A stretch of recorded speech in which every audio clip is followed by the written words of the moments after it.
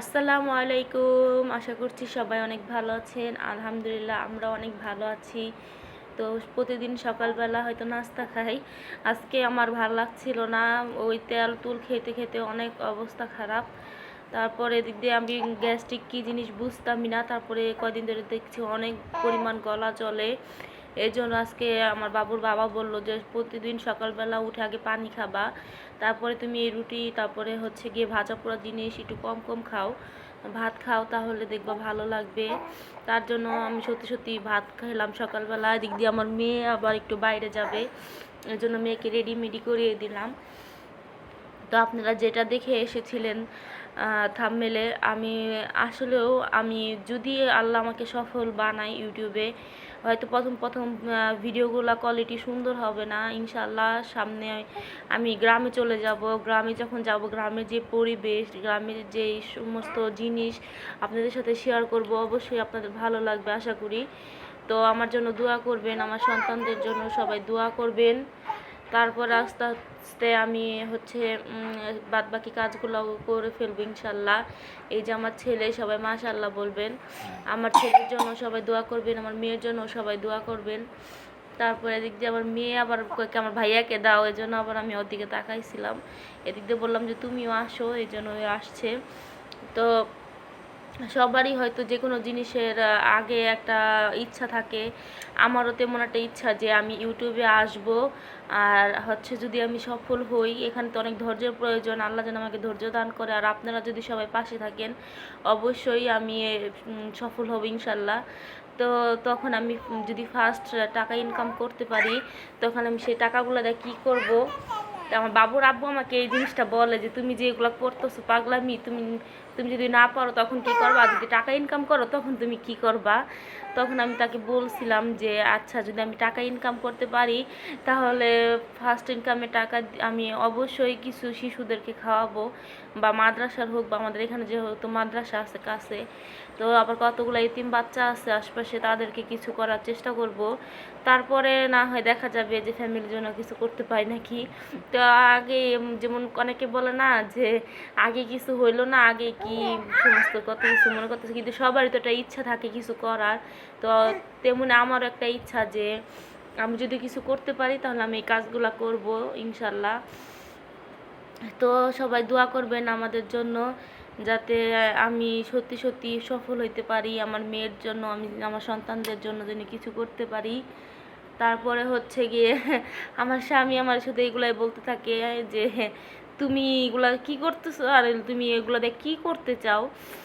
এইগুলো কিন্তু অনেক ধৈর্যের প্রয়োজন, অনেক কিছু করতে হয়। তুমি কি এই সমস্ত বিষয়ে কিছু জানো কি না? আসলে আমি এই সমস্ত বিষয়ে কিচ্ছু জানি না। আমি হুটহাট করে শখের বসে ইউটিউবে চলে আসছি।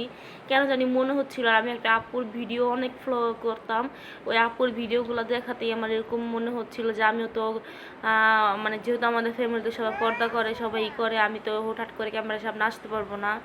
তো তার জন্য আমি আপুটাকে এইভাবে দেখাই যে বললাম যে হ্যাঁ, আপুটা যদি পারে এত সফল হইতে। আপুটা কিন্তু 3 বছর একটানা এই ইউটিউবে জার্নিতে ছিল, আর এই জন্য তাকে অনেক কষ্ট করতে হয়েছে, অনেক কথা শুনতে হয়েছে। তারপরে ইনশাল্লাহ সে কিন্তু সফল হয়েছে। তার প্রথম ইনকামের টাকা দিয়ে কিন্তু সে অনেক কিছু করছে। তো ওই আপুটাকে দেখায় আমি ভাবলাম যে আপুটা যদি পারে, তাহলে আমি কেন পারবো না। তো এই জন্যই আমি ভাবলাম যে আচ্ছা, দেখি আমি কিছু করতে পারি কি না। তার জন্য আমি ইউটিউবে আসলাম।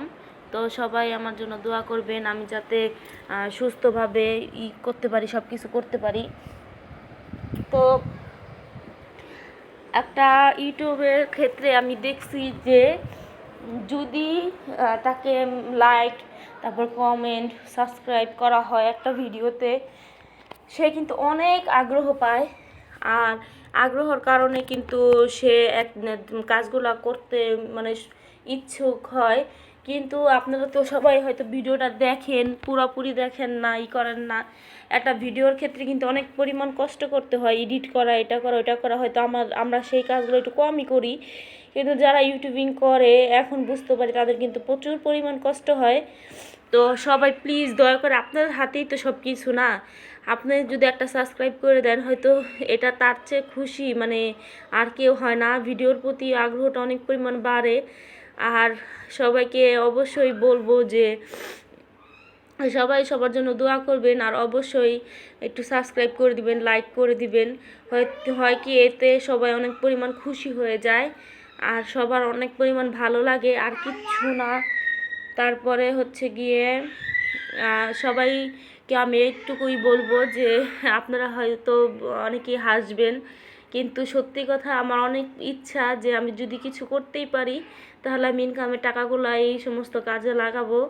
আর তারপরে নিজের অনেক পরিমাণ শখ আছে, অনেক শখ আল্লাহ পূরণ করব। হ্যাঁ, আমার হাজব্যান্ড যথেষ্ট পরিমাণ করবে না কেন, কারণ আমার হাজব্যান্ড হচ্ছে ফোন সার্ভিসিংয়ের দোকান আছে গুলিস্তানে। তো যেহেতু সার্ভিসিংয়ের দোকানে আমার কিন্তু ভালোই আমার হাজব্যান্ড ইনকাম করতে পারে, সে যতটুকু পারে আমাদের জন্য করার চেষ্টা করে। আর সবাইকে আমার 2 সন্তান, আমার হাজব্যান্ড আর আমরা, আমাদের এই ছোট্ট একটা ফ্যামিলি তো হয়ে যায় আল্লাহর রহমতে। তারপরও যদি নিজের টাকায় কিছু করা যায়, এটা কিন্তু মানে কত পরিমাণ খুশি লাগে, যে হয়তো ইনকাম করতে পারেন সেই বুঝবেন। আর ওই আপুটাকে আমি দেখেই মনে করেন আগ্রহটা অনেক পরিমাণ বেশি বেড়ে গেছে আমার। মানে আপুটা এত পরিমাণ স্ট্রাগল করে এই পর্যায়ে আসছে, মনে করেন এর জন্য হয়তো আমার এই আগ্রহটা আরও বেশি বেড়ে গেছে। তো ইনশাল্লাহ মানুষ চেষ্টা করলে সব কিছুই পারে, কেন পারবে না। তার জন্য আপনারা আমার জন্য দোয়া করবেন, যাতে আমি আস্তে আস্তে আরও সুন্দরভাবে ভিডিওগুলো করতে পারি, সুন্দরভাবে তুলে ধরতে পারি। তারপরে এখন আমি হয়তো নতুন নতুন কিছু বুঝতেছি না, কীভাবে কী করব, কীভাবে করব, হয়তো কাউকে ফলো করলে তার মতো হবে না। আর আমি মনে করি নিজে যতটুকু চেষ্টা করব, নিজের যতটুকু ভালো করার, আর ততটুকুই আমি করব। তারপর যেহেতু আমি কোথাও যাওয়া হয় না, তার জন্য আমি তেমন কিছু দেখাইতেও পারি না, হয়তো আমার ঘরের ভিতরেই বন্দি থাকতে হবে। তারপরও যখন আমি গ্রামে যাব, এই যে কিছুদিন পরে গ্রামে যাবো, করবো, হয়তো সেগুলো কিছু আপনাদের সাথে শেয়ার করব, তখন হয়তো আপনাদের ভালো লাগবে। তো ইনশাল্লাহ সবাই দোয়া করবেন আমাদের জন্য, আমার মেয়ের জন্য, যাতে ওরা সুস্থ থাকে, ভালো থাকে। ওদের সুস্থ ভালো থাকাই হচ্ছে আমাদের কাছে অনেক কিছু। এই যে মেয়ের জন্য একটু নুডলস রান্না করব, বিকাল হয়ে গেছে। আর হচ্ছে আমার ছেলেটা হয়, আমার মেয়ের যত্নগুলো আমি নিতেই পারি না। আমার মেয়ের জন্য আমার অনেক কষ্ট হয়ে যায়, কারণ হয়তো ওইও ছোটো, এদিক দিয়ে আমার মেয়েও ছোটো। কিচ্ছু করার নাই। সবাই ভালো থাকবেন, সুস্থ থাকবেন। আল্লাহ হাফেজ।